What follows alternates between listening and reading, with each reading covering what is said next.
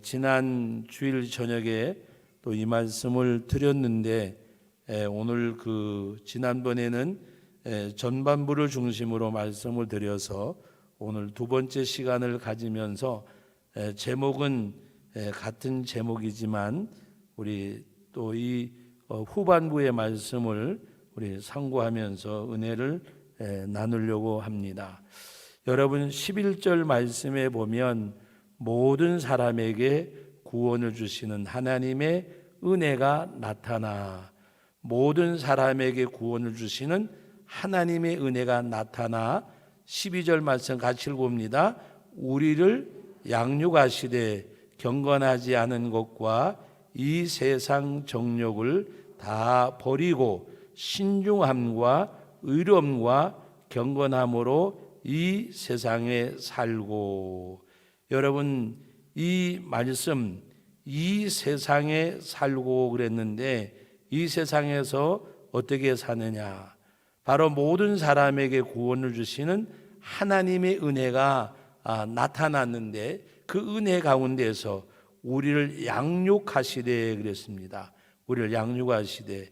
여러분 오늘 새벽에도 말씀을 드렸지만 우리는 그의 기르시는 백성이고 돌보시는 양이라 말씀하셨습니다. 그의 기르시는 백성이고 돌보시는 양. 그러므로 우리를 양육하시되 그랬습니다. 하나님의 은혜가 나타나서 우리를 양육하시되 경건하지 않은 것과 이 세상 정욕을 다 버리고. 이 세상 정욕을 버리고라는 말은 육신의 소욕을 따라서 살던 모든 삶을 우리가 정리하는 것. 여러분 베드로전서에 보면 육신의 정욕을 쫓아 살던 때는 지나간 때가 조카도다 그랬습니다. 이제 육체에 남은 때는 하나님의 뜻을 쫓아 살게 하려 합니다. 예수님을 영접한 그 삶의 순간이 예를 들어서 예수님의 탄생을 중심으로 BC와 AD가 갈라지듯이, 바로 주전과 주후로 갈라지듯이 예수님을 영접한 이 전과 이후의 삶이 구별되어져야 됨을 말씀하시는 내용입니다. 그러므로 모든 사람에게 구원을 주신 하나님의 은혜가 나타나서 우리를 양육하시는데 경건하지 않은 것과 이 세상 정욕을 다 버리고 그랬습니다. 경건하지 않은 것이 뭘까요?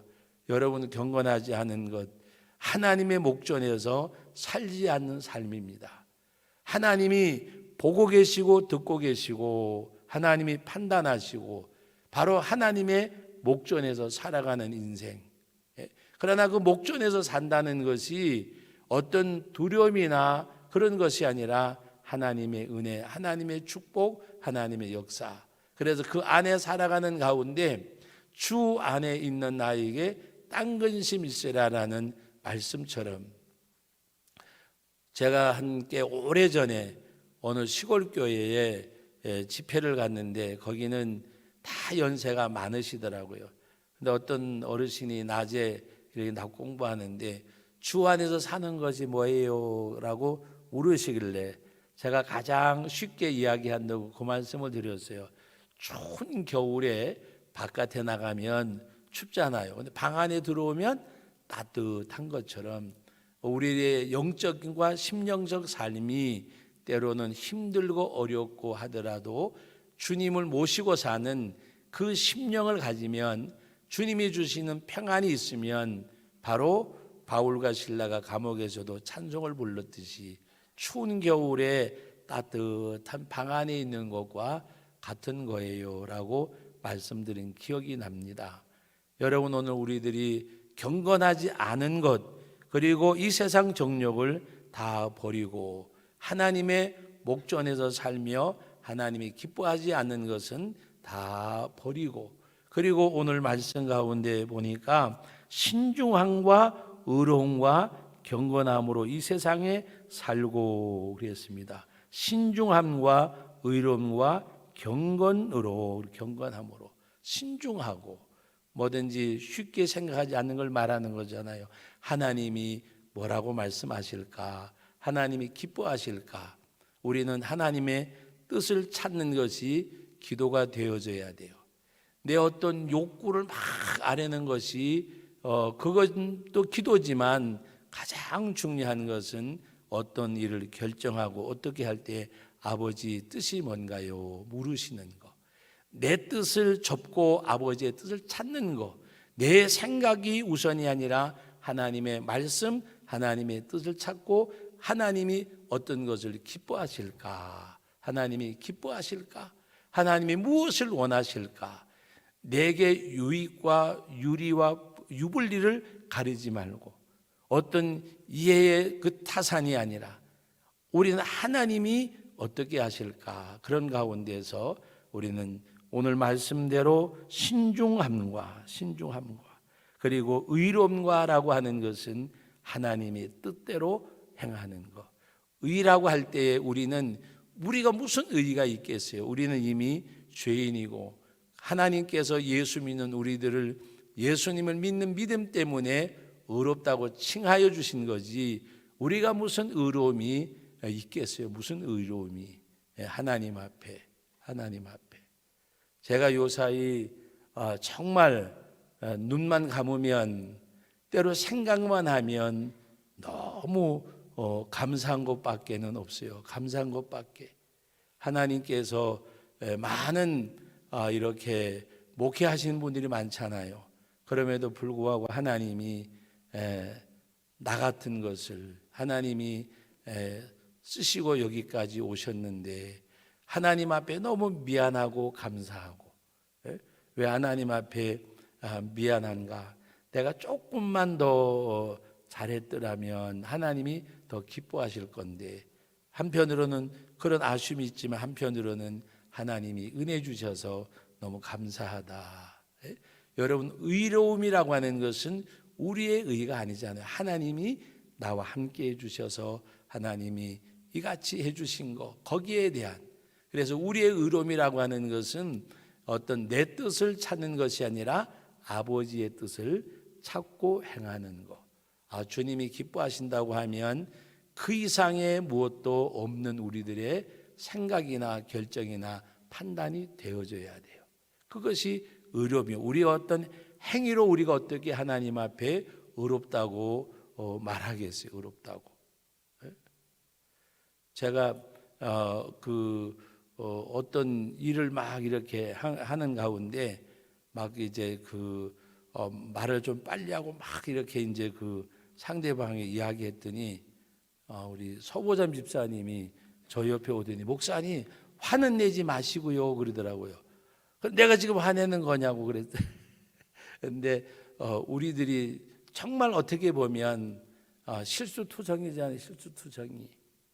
때로는 뭔가 이렇게 시유격분하기도 하고 그런 가운데서 내가 뭐 화내냐 그러면서 웃었지만 우리는 때로는 너무나 우리 중심적으로 생각할 때가 있잖아요. 그러면 우리의 의로움이라고 하는 것은 하나님의 기뻐하시는 것을 찾아가고 해야 하는 것. 우리의 의는 딱 하나요. 예수를 믿는 믿음의 의. 우리의 의는 있을 수가 없어요. 그래서 바울 사도가 예수님을 만나고 난 다음에 그는 세상적으로 보면 정말 다 갖춘 사람이에요. 학문적으로도 문벌적으로도 또 그의 삶을 통해서도. 그런데 예수님을 만나고 나니까 자기 자신을 알게 되었을 때에 여러분 그 말씀이 얼마나 은혜롭습니까? 밑보다 모든 사람들이 받을 만한 이 말이요 그리스도 예수께서 죄인을 구원하시려고 이 땅에 임하셨도다. 예수님이 죄인을 구원하시려고 이 땅에 임하셨도다. 그러면서 뭐라고 고백해요? 내가 죄인 중에 괴수라. 하나님이 나에게 큰 은혜를 주셨습니다. 그 고백이에요. 그는 어떻게 보면 세상적인 도덕과 윤리적 가치로는 그렇게 죄진 사람이 아니에요. 그런데 예수님 앞에서 자기가 발견되어지니까 밑보다 모든 사람들이 받을 만한 이 말이요. 저는 그 말씀이 너무 좋아요. 제가 이제 강단에 설교하면 그 소리 여러분 많이 이제 안 들을 거예요. 그래서 제가 지난번 혼자 생각하면서 내가 이제 설교를 내려놓으면 우리 성도님들이 갈라디아 2장 20절 말씀하고 늘 즐겨 쓰던 그 용어를 덜 들으시겠다. 어떻게 보면 한 소리 또 한 것처럼 많이 들렸을 텐데, 더는 디모데전서 1장 15절하고 갈라디아장 2장 20절하고 사도행전 20장에 있는 내가 주께 받은 사명, 이 복음을 전함에 있어서는 내 생명조차 뭐라 그러죠? 조금 더 귀한 것으로 여기지 아니하노라. 바울 사도의 그 뜨거운 중심. 여러분들에게 한 가지 조언드리면, 네 분의 설교를 들을 때에 여러분들이 기억하고 들으실 것 중에 하나는 영혼 구원에 대한 그 간절함을 여러분들이 메시지 가운데서 들으시면 좋겠어요.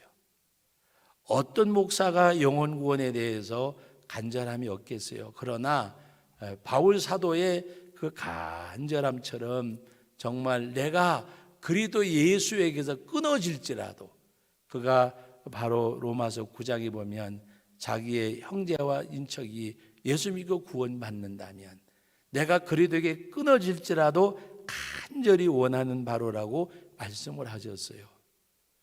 바울을 이렇게 연구하고 생각하다가 보면 그 김세윤 교수라고 우리나라 이제 그 총신대 교수 가운데 세계적인 석학인데, 그분이 바울에 대한 책을 꽤 이렇게 많이 쓰셨어요. 그래서 그 바울이라는 책에 보면 그 바울이 어떻게 해서 하나님이 그렇게 쓰셨을까 하는 가운데 영혼 구원에 대한 그의 간절함, 내가 그리스도에서 끊어진 바 될지라도 내가 간절히 원하는 바라고 말씀하셨습니다. 나 하나 버림받고 우리의 모든 그 친인척들 혈육이 구원받는다면 나가 버림받아도 왜 그 영혼을 향하는 간절한 마음. 여러분, 예수님께서도 누가복음 15장에 보면 양의 비유, 이른 양의 비유, 이른 문화의 비유, 탕자의 비유를 말씀하는 가운데 그 말씀을 하신 동기가 뭐예요? 예수님께서 세리와 죄인들과 함께 음식을 잡수실 때에 서기관과 바리새인들이 어찌하여 예수님은 죄인들을 영접하고 그들과 함께 식사를 하느냐, 밥을 먹느냐, 그것을 이제 들으신 주님이 말씀하시기를, 그들이 누구라 그랬어요?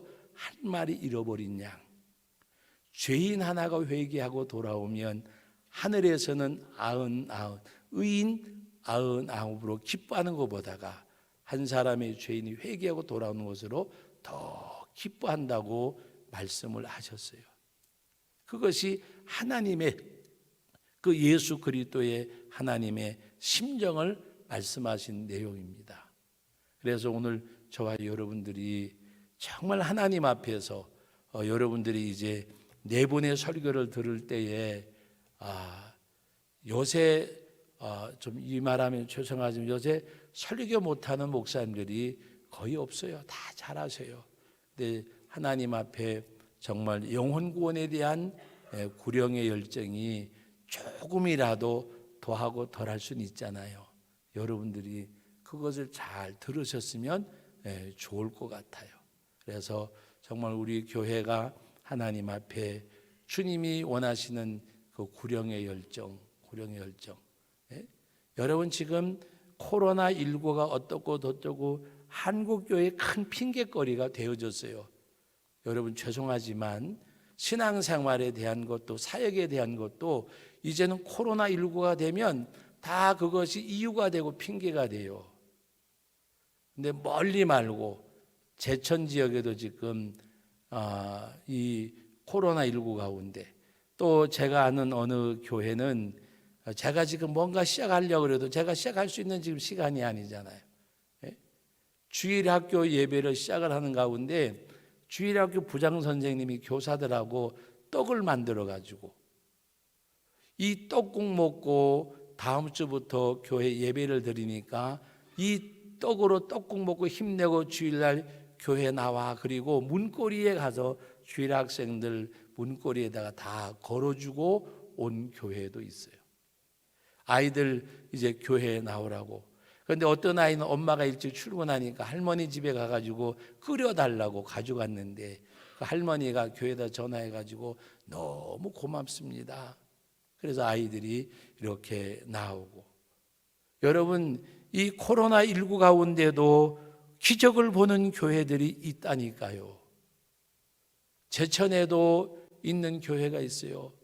코로나19인데도 등록교인이, 회집 인원들이, 그리고 헌금이 이렇게 늘어나는 교회가 있다고 말입니다. 문제는 뭔가 하면 하나님 앞에 뭔가 이것이 핑계거리가 아니고 어떻게 하면 이 가운데서도 복음을 전할까 하는 간절함. 여러분 거기 있으면은 왜 안 되겠어요? 안 되겠어요. 그래서 우리 교회도 마스크 전도도 하고 막 그랬는데 요새는 조금 스톱 상태더라고요. 1단계가 되어졌는데도. 죄송하지만 우리는 복음 전하는 일만큼은 중단하지 않고 하나님이 어떻게 하시면, 어떻게 하면 이 복음을 전할까 하는 그 마음. 그래서 여러분 오늘 조금 곁길로 간 것처럼 느껴질지 못지만 우리의 의는 뭐라고요? 믿는 믿음의 의밖에는 없어요. 그러나 우리는 죄인 중에 괴수라. 예수님을 만나고 난 이후에 자기 자신을 발견한 바울 사도. 그래서 그 영혼 구원이 얼마나 소중한 것을 알았기에 바울을 하나님이 드시고 씻었다고 하는 김세윤 교수가 쓴 그 바울이라는 책자의 한 대목입니다. 여러분 오늘 저와 여러분들이 하나님 앞에 바로 그 구령의 열정을 가지고 일하면 하나님이 그 가운데서 일하셔요. 세종시에 가면 샘솟는 교회라고 있어요. 샘솟는 교회. 세종시는 젊은 사역자들이 꽤 많이 모여들었어요. 근데 그 중에 은퇴하신 목사님 한 분이 1년 이제 정년을 1년 앞두고 은퇴하신 분이 우리 총회 헌법에는 그게 안 맞으니까 사모님 이름으로 해가지고 개척을 했어요. 그런데 나이가 70이 넘은 목사님하고 40대 된 목사님하고 비교가 되겠어요. 그런데 놀라운 것은 다른 교회들은 아직도 개척교회 신세를 면치를 못했는데 7층 건물을 얻어가지고 예배를 드렸어요. 그런데 그 예배를 드리는 가운데 하나님이 은혜 주셔서 종교 그 500평짜리 땅을 사서 지금 지하 1층, 지상 2층 예배당을 잘 지어서 많은 사람들이 모여들고 그리고 교회가 거의 이제 중형교회로 성장을 했어요.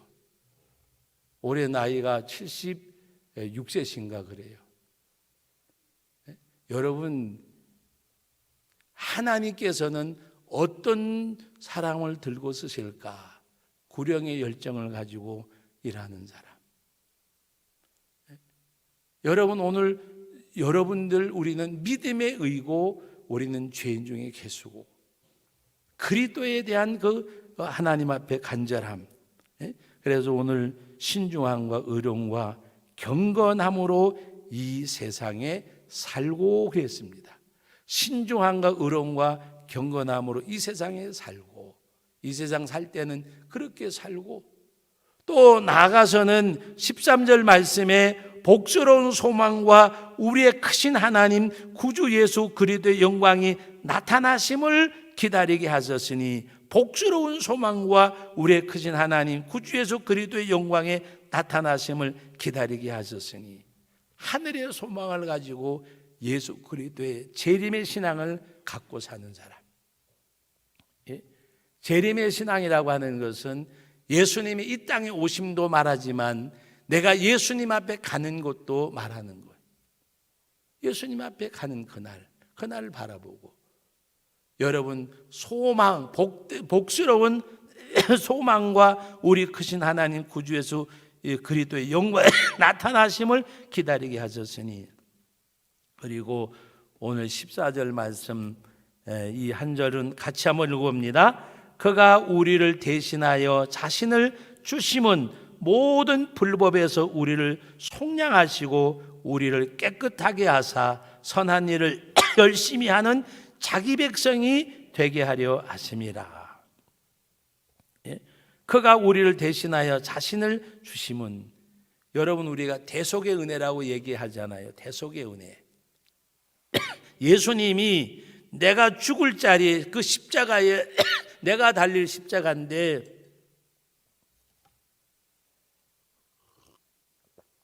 예수님이 달리셨다고 말입니다. 우리를 대신하여 자신을 주심은, 나를 대신해서 십자가에 못 박혀 죽으셨다고 말입니다.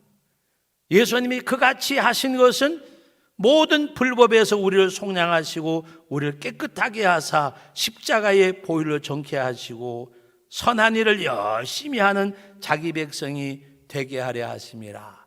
선한 일을 열심히 하는, 여러분 선한 일이 뭐예요? 선한 일이 가장 선한 일은 영혼을 구하는 일이에요. 내가 이 땅에 온 것은 내 뜻을 이루려 함이 아니라 나를 보내신 내 아버지의 뜻을 이루려 함이라. 내 아버지의 뜻은 아들을 보고 믿는 자마다 영생을 얻는 이것이니 마지막 날에 내가 다시 그를 살리리라. 예수님이 오신 목적이 그거예요.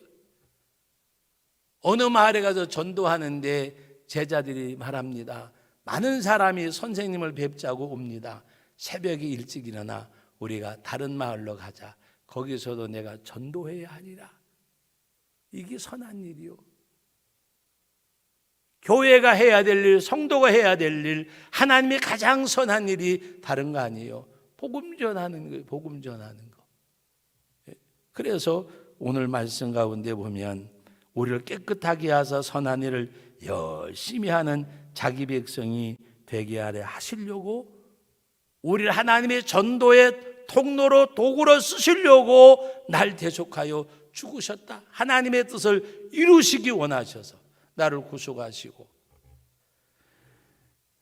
그것이 14만 4천을 하나님 앞에 채우시는 거예요. 숫자의 14만 4천이 아니라 12지파 12사도를 통해서 하나님의 복음을 통해서 이 땅에 많은 사람을 구원하는 것. 그런데 이단들이 이걸 숫자적으로 계산해 가지고 14만 4천, 지금 신천지도 14만 4천이 넘었는데 왜 이 땅에 하나님이 오시지 않고 신성국가가 이루어지지 않느냐. 아주 말이 멋있어요. 진짜 14만 4천이 안 타서 그랬대. 그래서 진짜 14만 4천을 채우려고 지금도 전도하고 한다는 거예요. 논리가 안 맞잖아요. 여러분 오늘 우리는 하나님 앞에서 정말 우리들이 아버지의 뜻을 성취해 가는 것, 우리를 대속하여 대신 자신을 주심은 모든 불법에서 우리를 속량하시고, 두 가지를 말씀합니다. 오늘 14절에 우리 죄를 속하여 주시고, 그리고 또 한 가지는 뭐요? 우리로 하나님의 복음을 전하는 통로가 되도록 하나님이 원하신다고 하는 그런 말씀의 내용입니다. 그래서 바울 사도는 오늘 그 디도에게 오늘 15절 부탁합니다. 너는 이것을 말하고 권면하며 모든 권위로 책망하며 누구에든지 업신여김을 받지 말고 하나님 앞에 이것을 말하고 권면하라 그랬습니다. 어느 것을? 오늘 14절과 그 이상의 것을 말씀을 하면서 오늘 너는 이것을 권면하고 가르치고, 내 권위를 가지고, 사도의 권위를 가지고, 이 말씀의 권위를 가지고 가르치고. 그래서 오늘 이 말씀을 맺으면서 말씀드립니다. 여러분들은 행복한 전도자, 행복한 복음의 통로. 그래서 예수님이 우리를 대신하여 자신을 내어주신 것은 모든 불법에서 우리를 깨끗하게 하시고 우리로 선한 일에 열심을 내게끔 하기 위해서 부르셨다 그랬어요. 나를 속량하신 주님이 사도행전 1장 8절에 말씀한 것처럼 성령이 너에게 임하시면 권능을 받고 예루살렘과 유대와 사마리아 땅끝까지 이르러 나의 증인이 되라 말씀하셨습니다. 오늘 우리가 어떻게 하든지 그 한 영혼을 향하는 간절한 마음이 우리 모두에게 있어서 참 하나님께서 보실 때에 구령의 열정으로 뜨겁고 불타는 그런 우리 제천 성도교회가 되어지기를 기도하고 함께하는 우리 모두가 되기를 예수님의 이름으로 축복합니다. 거룩하신 하나님 아버지, 은혜와 사랑을 감사드립니다. 오늘도 귀한 말씀을 주셨습니다. 들려진 말씀이 내 삶 속에서, 내 생활 속에서 읽혀지는 말씀이 되게 하옵소서. 예수님의 이름으로 기도하옵나이다. 아멘.